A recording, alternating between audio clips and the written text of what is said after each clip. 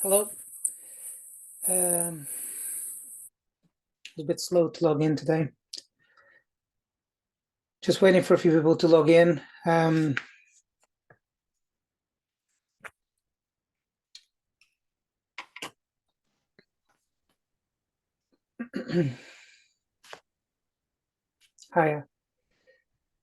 I was a bit slow to log in, so just letting a few people kind of log in.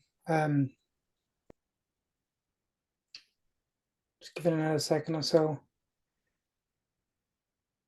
I always kind of find it very interesting after this. In the US, it's kind of I don't know what you call national holiday or whatever.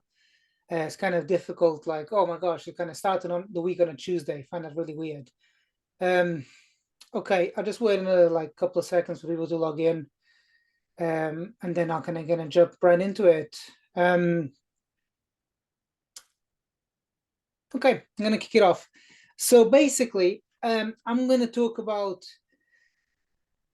3 rules that I use as my framework to invest. And you know, in investing, it's really, really important to remove as much as possible of your biases, and these creep in from all kinds of situations. And there are times when your biases help you, but for the most part, I would be inclined to believe they don't help you. If you have a favorable market, things are working, and your biases, they're not working to your detriment.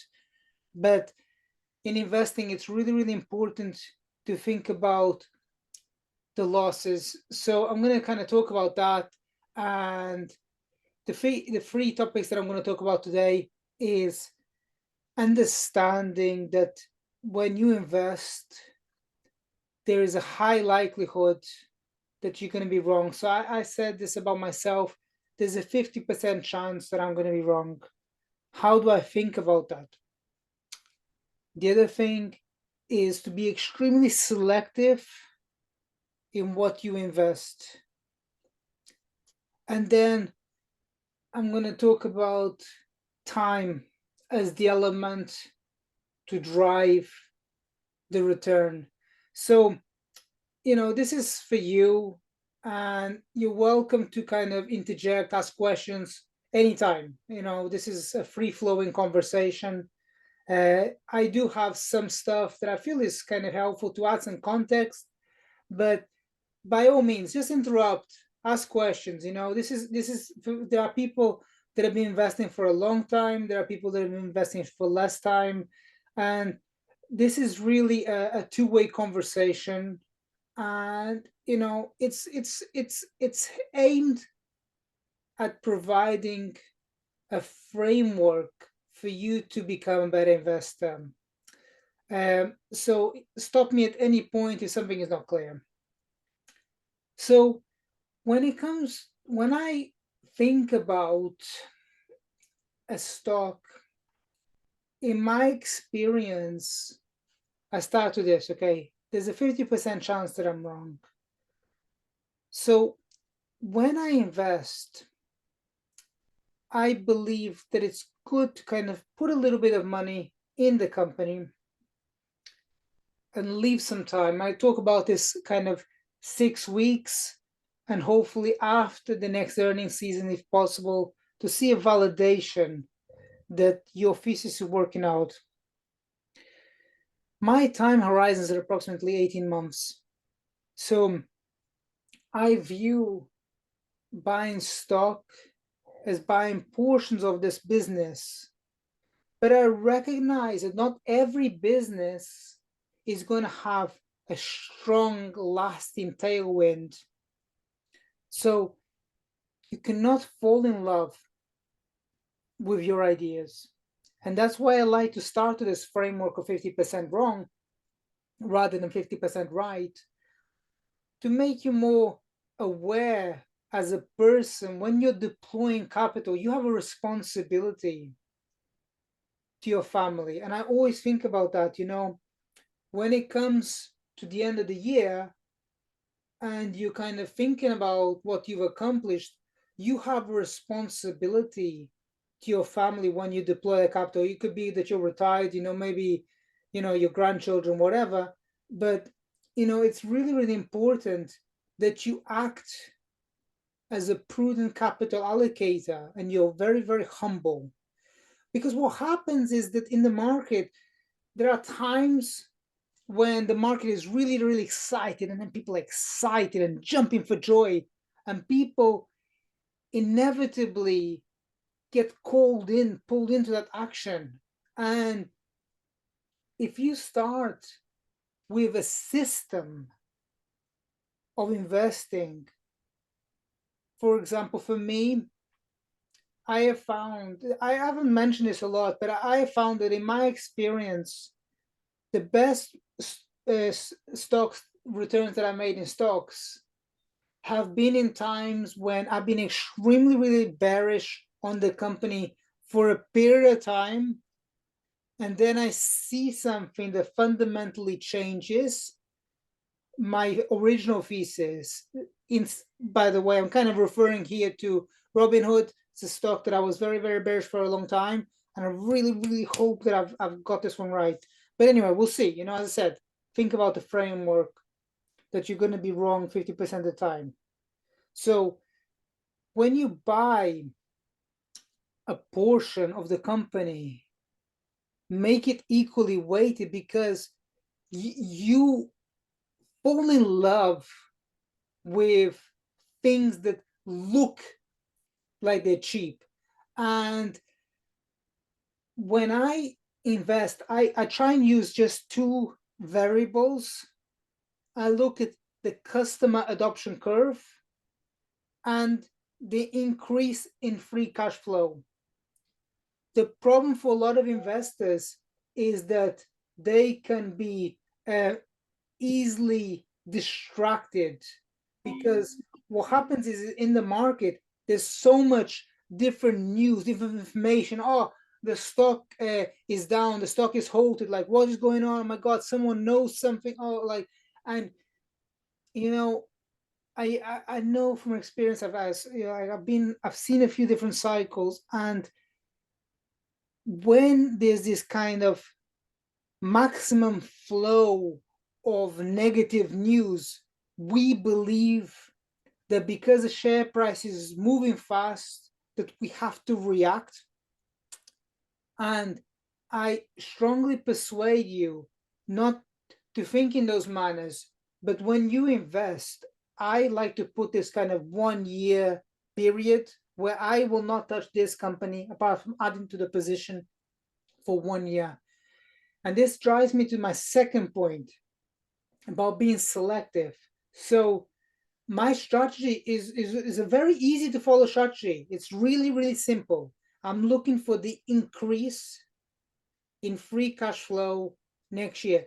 It's not complicated. Many people can do this. It's like you just look at what it's been doing and you add some kind of uh, judgment, and it's not difficult.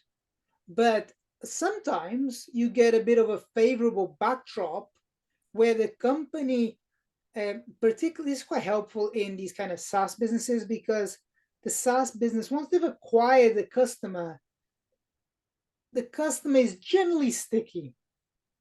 This doesn't happen in other sectors.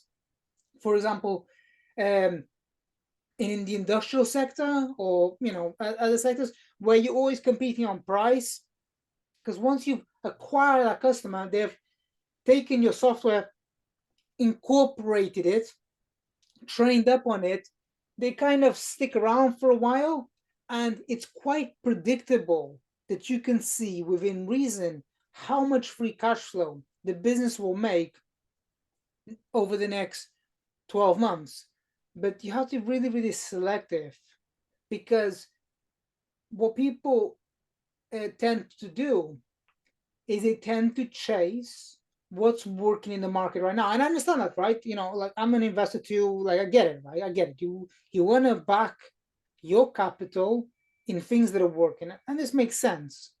But it's so important that a person has a few bits of diversification, and I've spoken about this many times, I'll just say it again, that don't just go into these kind of high flying stocks and say, oh, that one is, a semiconductor, and this one is, I don't know, like a fintech, and they're different.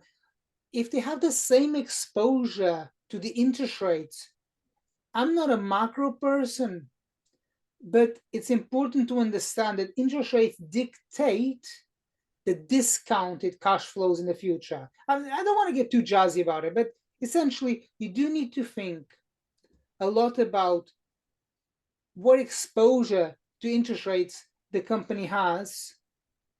Sometimes it's good to have diversification, even, for example, just for the sake of our discussion, you can have two fintechs, and one is like growing really fast. I don't recommend this stock, but for example, you could have a firm on one side, and you could have PayPal on the other one. PayPal is the one that I do own and recommend, but it doesn't matter. For the sake of our discussion, it doesn't matter. You could have these two fintechs, and they'll have more diversification than two different types of one's a SaaS business and one's a fintech, because you need to think about how fast are they growing and how much you need to extrapolate the growth. So again, you don't need to have a lot of stocks, but you need to be quite selective. And the final point that I want to articulate is when you invest, it's really, really important that you think about this lockup period. When I recommend the stock, I stick around that company for a year. And what it does, it forces me to be extremely selective in what I own. A lot of people say, oh, Michael, I'm just drinking some water. A lot of people say to me, oh, Michael, what do you think about gig cloud technologies or whatever? Oh, it's down a lot and it's up a lot. And, I say, don't think about where the share price was last week and if it's down from that or whatever. Think more about what the business can accomplish over the next 12 months. Think about that.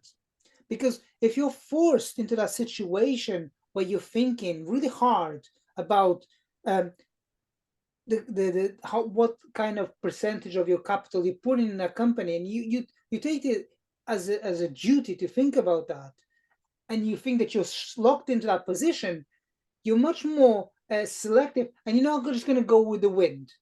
So, talking about thinking about the time frame. So I like this time frame, which works for me, this 18-month holding period.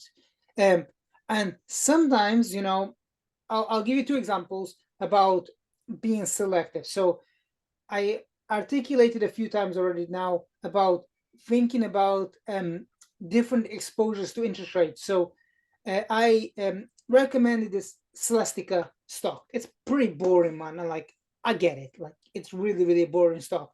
It's boring stock, boring low margin business, blah, blah, blah. I mean, there's a lot of things not to like about it. But it's just doing its thing out of the limelight, and it's growing. Now, I highlighting this stock because it has worked out reasonably well. It's like up about 15-20% since I recommended it, and it's really, really boring. But I don't feel too much enthusiasm for it. I was like, okay, I'm going to equally weight it. This is my system. I don't take any. I don't view any one stock more favorably than another. I just equally weight it. And this other stock, which is going to report tonight, I don't know if anyone's going to see this tomorrow, and then will look quite bad on my face, but is Enovix. It's a battery company, and it's like, oh my god, it's like super jazzy. It's like I was like, okay, this one is the one. This I'm gonna nail this one, but I equally weighted it, and it has been a really poor performer for me. So again, I think really brutally from the get go that this is a very competitive business. You're not going to have any more insights than anyone else. What you can do is you can be really selective and recognize that it's time in the stock, not timing the stock, that's really driving your return.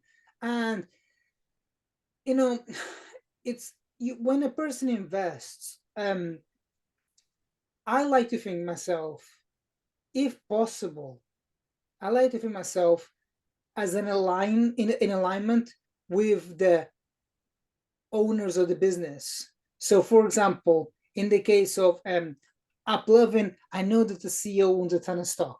So I'm kind of okay if the stock isn't performing like really, really well any one month or whatever, because I know that management is highly incentivized to work hard to drive forward that free cash flow. So again, just to summarize what I want to say, when it comes to investing, there's a lot of news and it's very easy to get distracted. I recommend focusing down on two variables, which I believe if you just nail down these two variables and you can look this towards your own stocks. Just look at the customer adoption curve and look at the increasing free cash flow. You don't need to overly think about, oh, my company is priced cheaper than the competitor or something like that. Don't think about that. Like in my opinion, this type of relative analysis causes more problems than it solves. Focus on the customer adoption curve. Focus on the increasing free cash flow. If that is taking place and you're seeing an increase in the free cash flow, you will end up with the stock going higher. Now, you can add a little bit of a margin of safety. So the way that I try and do this is whenever possible, I am looking at a company that is being forced into a corner to do something to increase its profitability. Okay, I'll give you the example of PayPal because it's a company that people will know. If I mention Sentinel One, people may not know that business as well. So I'll just stick to PayPal because it's something that people know. So the company, the share price, I don't know if it's like 5 or 6 year low or something like that ballpark. The share price is down a lot, and a new management team comes in. They have 100 days from the time the CEO signs the contract to deliver some practical, actionable results. Okay, they need to deliver because that's kind of part of the contract. So when they come in, they need to basically what's called water bath the results. So they basically need to come and say, oh, that was bad. This is bad, like loads bad guidance, bad this, bad the other. Dump the share price, then start from that base. Once everyone's readjusted to that base, the expectations have been reduced.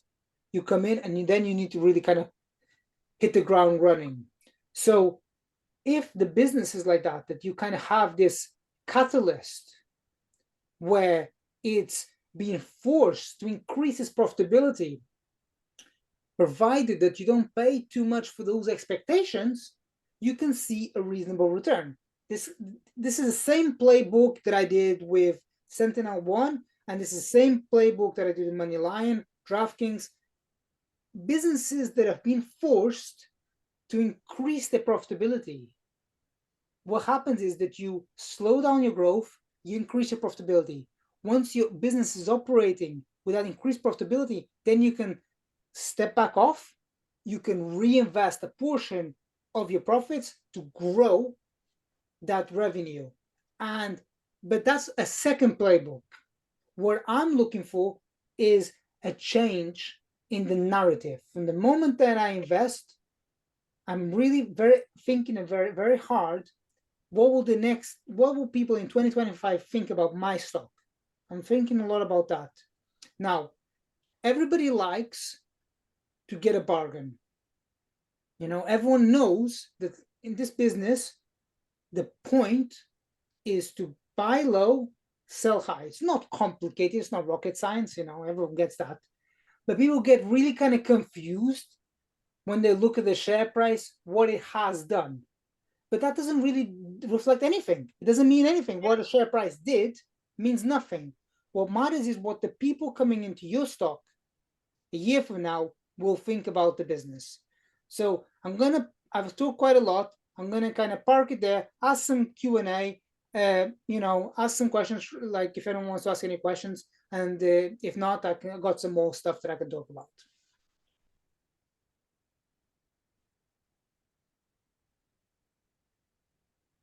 At some point, would you mention about chasing a stock? Because you're waiting for an inflection, you're waiting for it to go up. At what point do you say, you know what, it's flown as high as it's going to, Mm-hmm. or this would not be a good time because you're chasing a stock? That's a very, very, very, very good question. I can't believe that in all this time I've been doing this, nobody's asked me that question.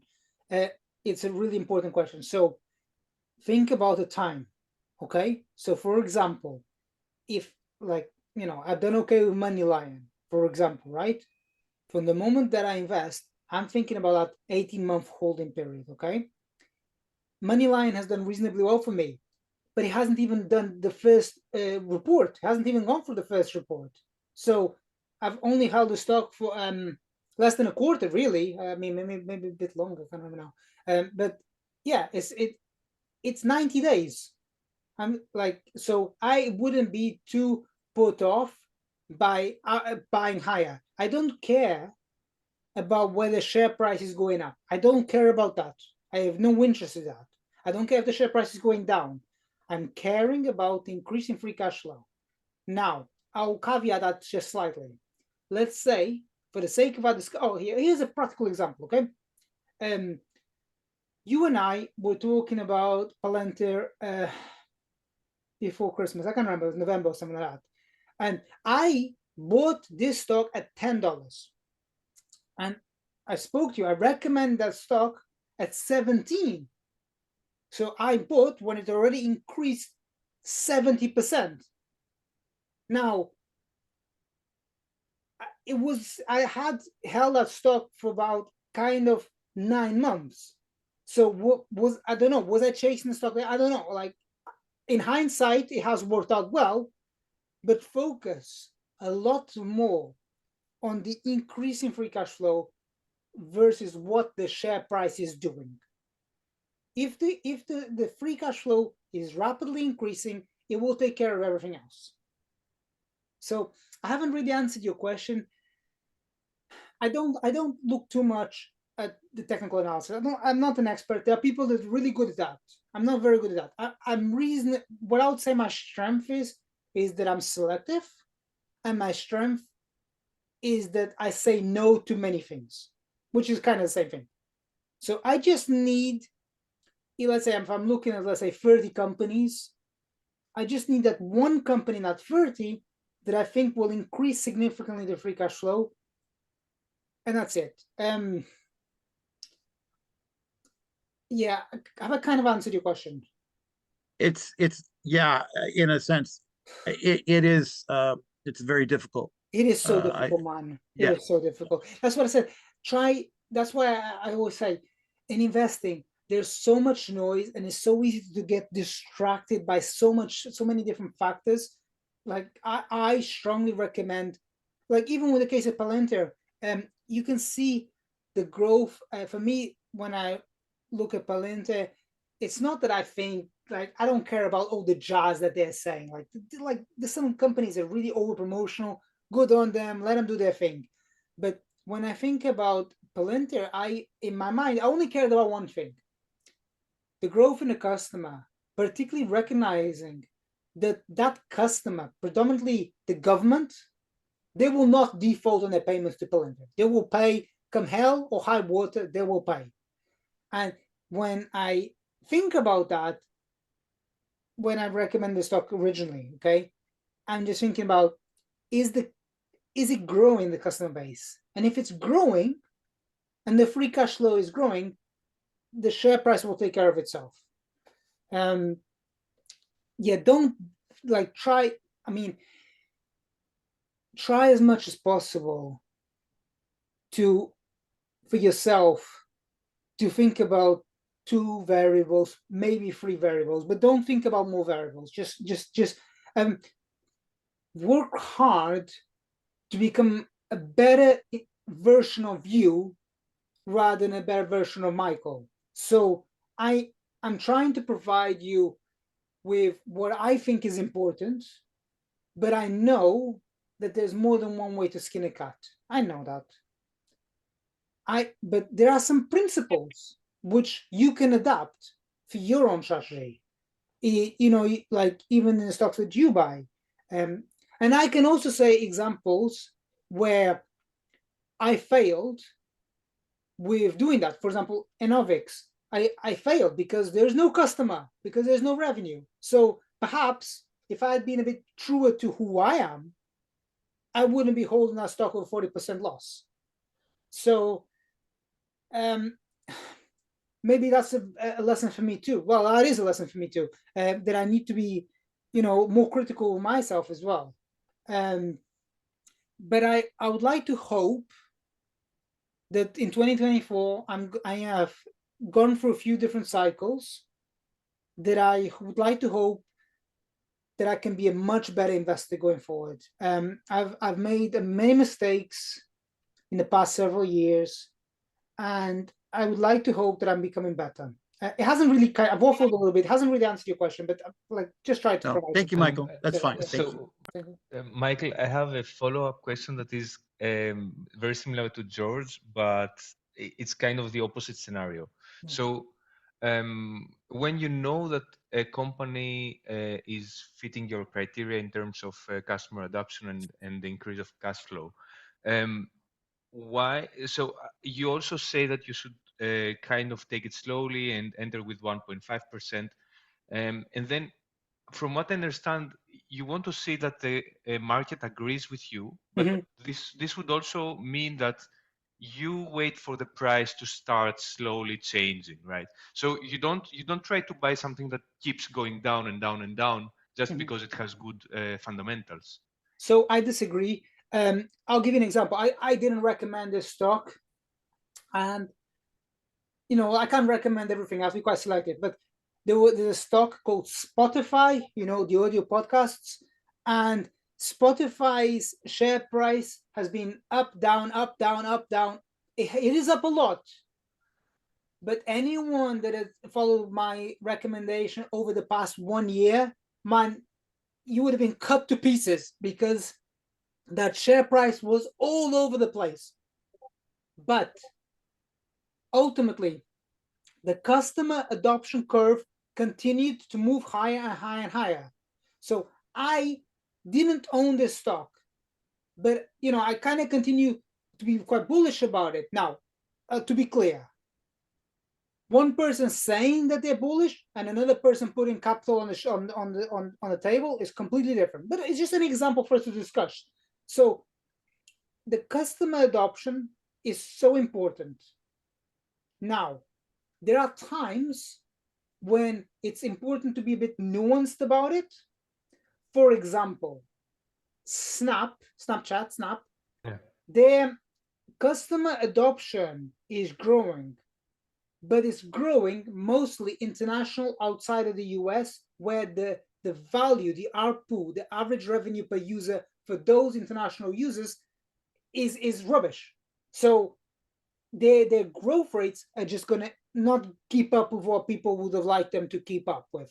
So I don't care too much about the share price. I do care about the customer adoption curve. And there are times where the customer adoption curve looks okay, but investors are not very passionate about it. I personally would keep with that stock because I know that what the market cares about is revenue growth rates. And there are times where, because of a change in the pricing relative to that customer, the revenue may not be that strong that quarter, and the share price can dip. But I know that when it comes 12 months later, the market will have forgotten about that quarter. And I can give you another example, like Netflix. The number of times this stock has imploded like 20-30% on the back of an earnings results over the years, but the number of subscribers continues to tickle higher. Focus on that. I'm speaking very passionately, but this is something that I'm very, very focused about, and I think a lot about. Have I been able to answer your question? For the biggest part, yes. There is one specific case that maybe you can clarify. So let's say I'm buying something that I see the fundamentals are good, and I put 1.5%, and then I want to see I come back after 6 weeks to reevaluate. If I see earnings reports, then I understand, I have a clear view of whether the market agrees or not. But if I don't have this, if the earnings are in 3 months, or I don't know, in another month, what is the new information I get after a few weeks? Yeah. To So reevaluate and add. yeah, it's absolutely, that's a very important question. It's not perfect, my system. It is there may be no new information really. You know, that's what I said at the start line. You don't want to go with your gut, but yeah, there is, you know, I prefer to recommend a stock when it's kind of going into the earnings, like 2-3 weeks beforehand, because then I can see a validation. But sometimes, yes, like Robinhood, the quarter was reported on last Thursday, and I'm going to have 3 months of not a lot of new data. So, yeah, it's not perfect. If I would see, for example, that the share price is up 30%, I mean, I don't like to react to these things. I don't know. I don't have a concrete answer to that. I'm sorry. It's not that I'm evading it. Okay. It's just that it's complicated, man. And I wish that I had a formula for everything.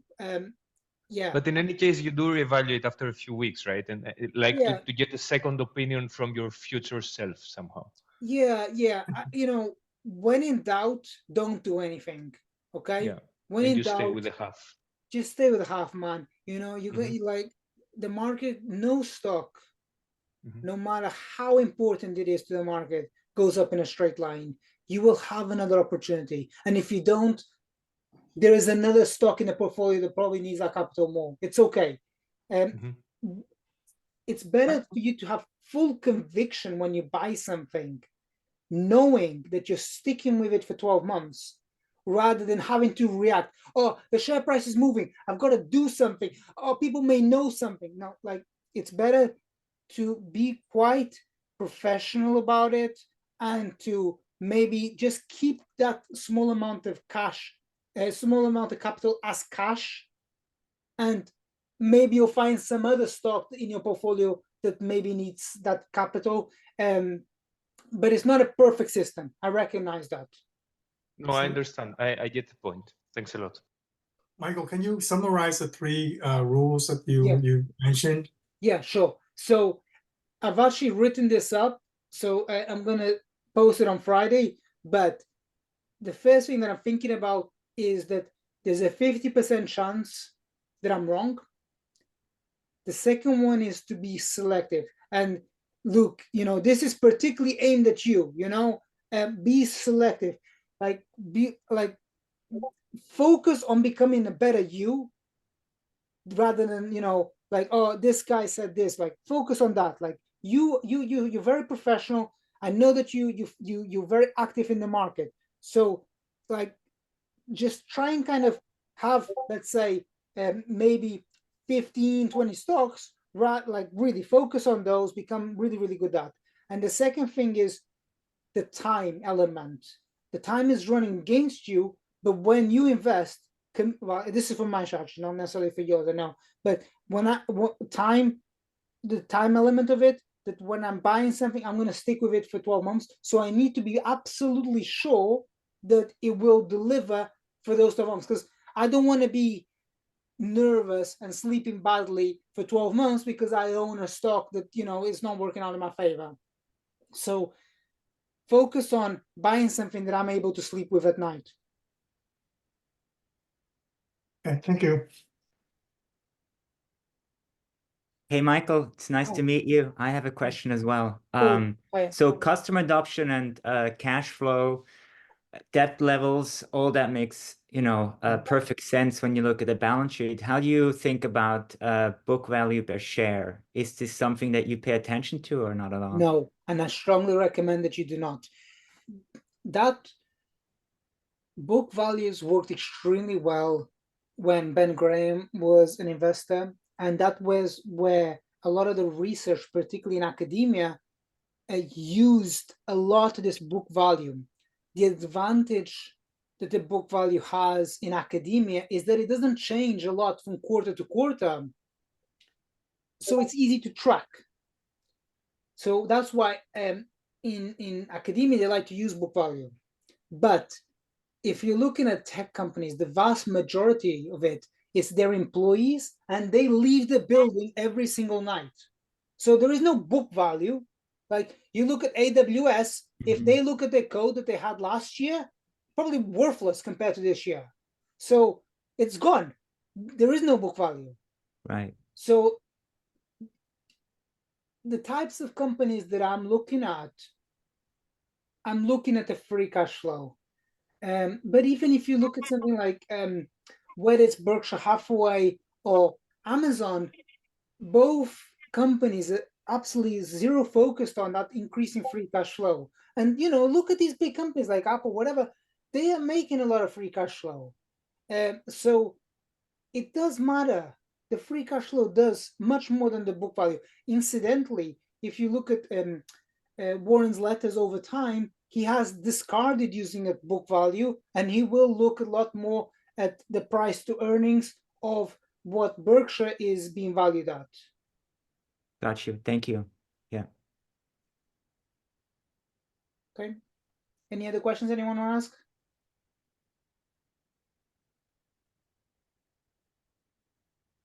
Okay. Thank you so much, everyone.